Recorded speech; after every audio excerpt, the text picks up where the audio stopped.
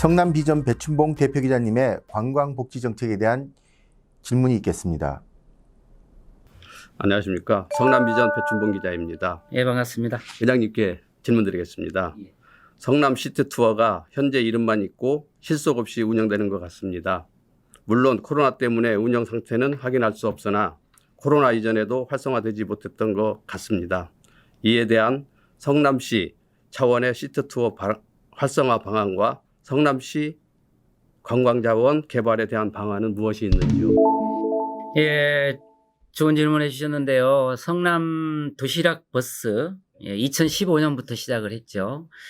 민간 위탁으로 하고 있는 사업입니다. 그 매주 토요일 날 성남시 주요 관광지를 방문하고 관광과 체험 프로그램을 주로 해온 그런 사업인데요. 이 코로나 오기 전까지는 그 평균 51회 운행을 했고요. 1,400명 정도가 이용을 해왔죠. 뭐 아까 말씀 주신 것처럼 그렇게 크게 활성화는 되지 않았지만 성남 도시락 버스가 사실은 시작이 절반이라고 우리 성남의 관광을 활성화시키는 데 기여를 해온 것은 사실입니다. 그럼에도 불구하고 코로나가 닥치면서 이 사업 자체가 지금 중단이 돼 있는 상태죠. 할 수가 없게 된 겁니다. 우선은 그렇기 때문에 이것이 코로나가 언제 진정이 될지 모르지만 그럼에도 불구하고 지금 상황에 맞는 트렌드로 이 사실은 좀 전환할 필요성은 있다 이렇게 생각을 합니다. 그래서 요즘 트렌드에 맞는 근거리 혹은 그 야외 활동, 이런 소규모 가족 단위로 하는 이런 또 자동차를 이용하는 이런 패턴에 맞는 이 관광 상품 이런 것들을 준비할 필요성 있다 이렇게 공감을 합니다. 사실 이 관광 산업이라는 게 코로나에 있어서 이 코로나가 확산될까 봐 우려를 하는 그런 측면도 있지만 사실은 이 코로나로 지친 시민들의 그 마음을 극복시키는 블루 코로나라는 점으로 볼 때는 또 코로나 방역 철저하면서 할 필요도 있다고 이렇게 생각을 합니다. 그렇다고 볼 때 우리 성남시가 지금까지 해왔던 도시락 버스의 형태가 아니라 좀 몇 가지 다양한 형태로 저는 할 필요성이 있다고 보는데요. 첫 번째는 이 소규모 체험형 관광 이런 것들이 필요하지 않을까 싶습니다. 우리 이 성남에는 이 전통공예 명장이 3분이나 계십니다.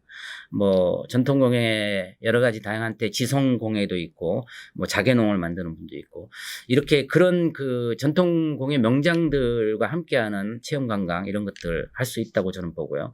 그다음에 탄천이 매우 소중한 공간이 됐기 때문에 탄천의 계절별로 사실은 관광할 수 있는 코스가 많습니다. 코스모스 필 때도 그렇고 벚꽃 피울 때도 그렇고 뭐 밤에 야경도 그렇고요.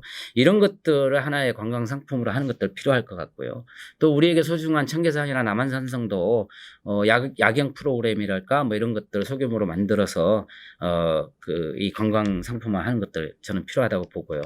그다음에 세 번째는 이제 우리 시가 의료 관광 하고 있지 않습니까? 이 의료 관광 매우 중요한데 의료 관광 그것도 이 방역 지침을 지키면서 소규모 형태로 하는 노력 이렇게 필요하다고 보고요. 그다음에 이 판교 테크노밸리가 우리한테는 매우 소중한 공간이잖아요. 최첨단 도시이고 게임 산업 뭐 이런 것들도 중요하지 않습니까?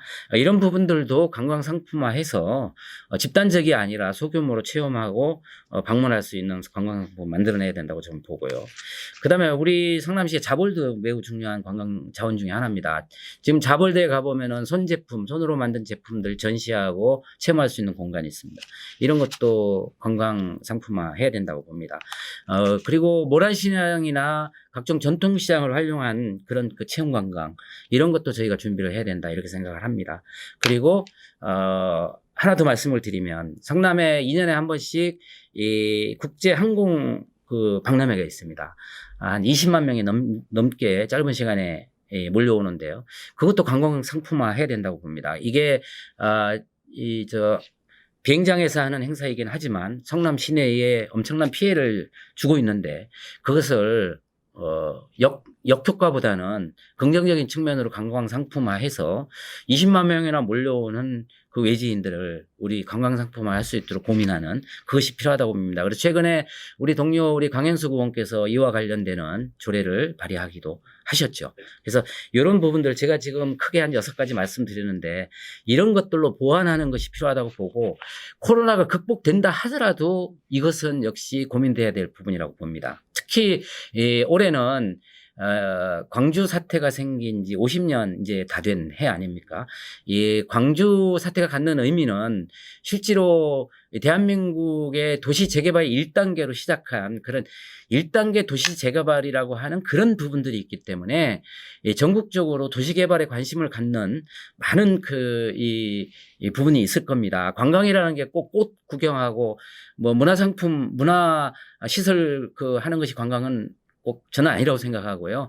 이런 도시 개발의 역사나 이런 것들을 보는 것 역시도 저는 관광상품이 될 수 있다 이렇게 생각을 합니다. 생각해보면 성남을 관광도시로 만들 수 있는 요소는 무지하게 많다. 그런 고민들이 좀 부족한 거에 대해서 우리가 함께 좀 고민해봐야 된다 이렇게 생각합니다. 감사합니다. 다음 질문 드리겠습니다. 성남시 의료관광 인프라 구축에 대하여 현재 진행되고 있는 사항을 성남시 차원에서 점검하고 지원하는 방안이 무엇이 있는지 궁금합니다. 예, 의료관광, 우리 성남의 관광 상품 중에서 매우 중요하다고 아까 말씀을 드렸는데, 성남에는 1,600개 의료기관이 있습니다. 그리고 14,000명의 의료 인력을 갖춘 곳입니다. 아주 각종 다양한 실력이 있는 의료진이 14,000명이나 있는 도시입니다. 이 인프라를 이용해서 세계적으로 우리가 관광 상품화하는 것은 이미 2013년에 의료관광과 관련되는 조례를 저희 성남시의회에서 제정한 바가 있고요. 그에 따라서 의료관광을 상품화하기 위한 것으로 지속적인 노력을 해왔죠. 그 중에 하나가 2019년부터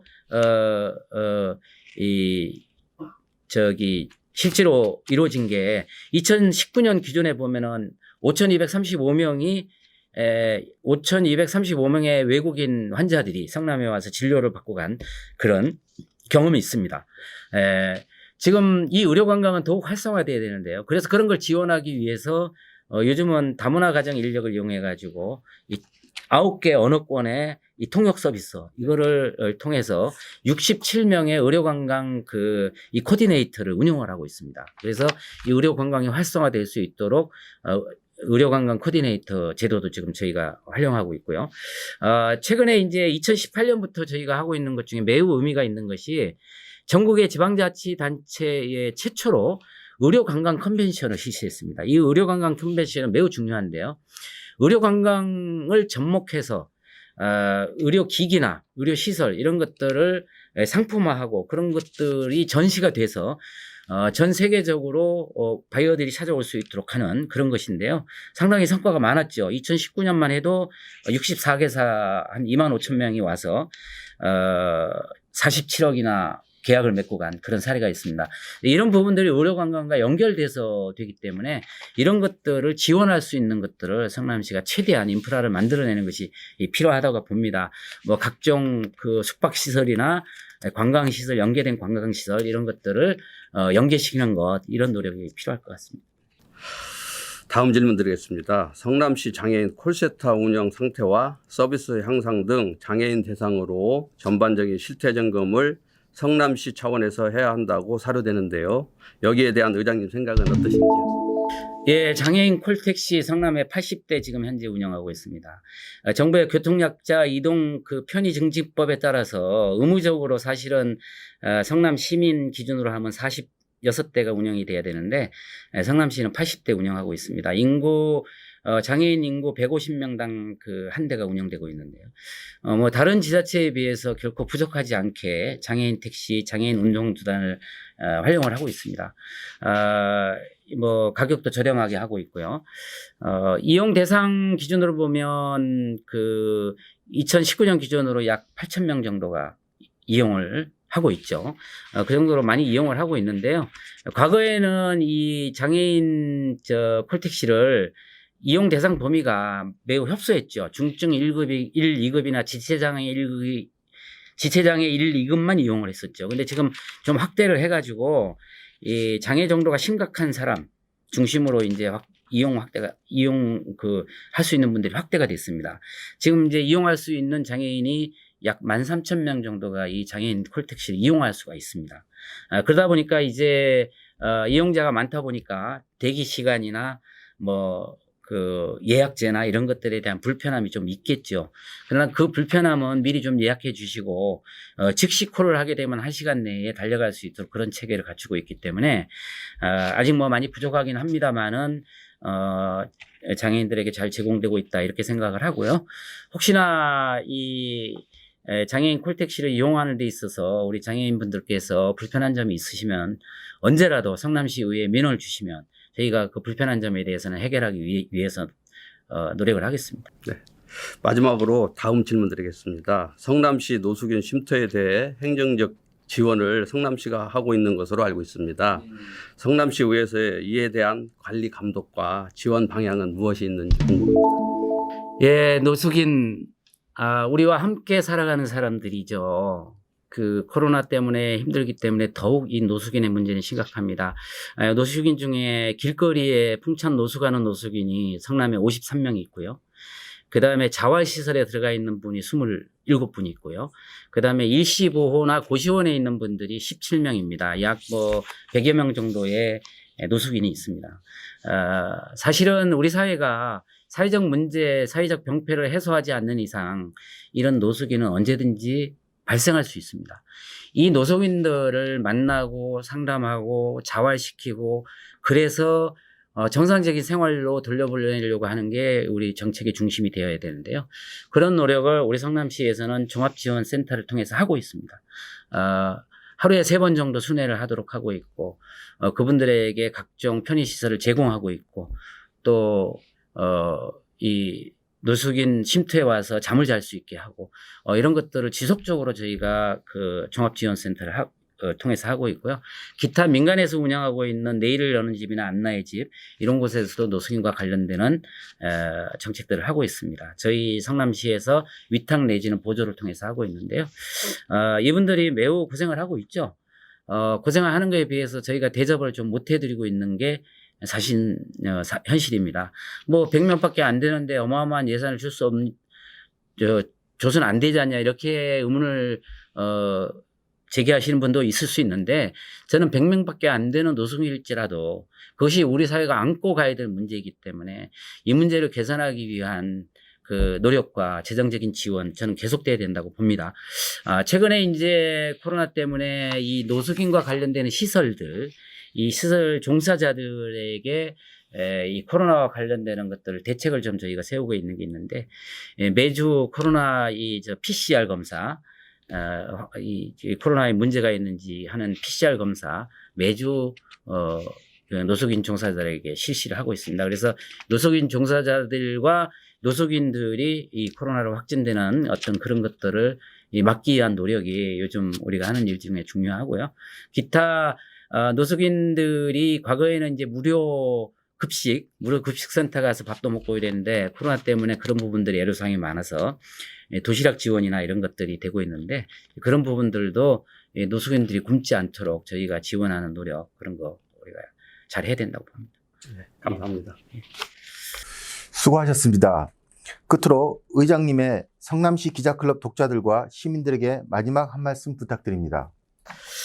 예, 성남시 기자클럽 우리 관계사 여러분 그리고 독자 여러분 좀 생소한 오늘 인터뷰를 했습니다. 여러분의 대표자님들과 많은 질문들을 나눠봤는데요. 성남의 각종 다양한 정책들에 대해서 나눠봤습니다. 지금 오늘 주신 그 여러 가지 질문들이 곧 우리 성남 시민에게 필요한 정책들을 우리 기자분들께서 해주신 것이고요. 이 부분들에 대한 저의 답변이 좀 부족했다 하더라도 좀 더 연구하고 고민해서 시민을 위한 의정을 펼쳐달라는 그런 뜻으로 보고 오늘 받은 질문들 꼼꼼히 더 챙겨서 우리 시민들이 그 안전하고 그리고 행복한 우리 시민들이 될 수 있도록 성남시 의회가 노력하겠습니다. 올해는 성남시 의회가 개원한 지 30년입니다. 이 30년 지나간 30년을 되돌아보고 앞으로 다가오는 30년을 준비하면서 오로지 성남 시민만을 보고 가겠다는 말씀을 드리겠습니다. 고맙습니다. 장시간 의장님 답변 감사드립니다. 이것으로 오늘의 기자간담회를 모두 마치겠습니다. 감사합니다.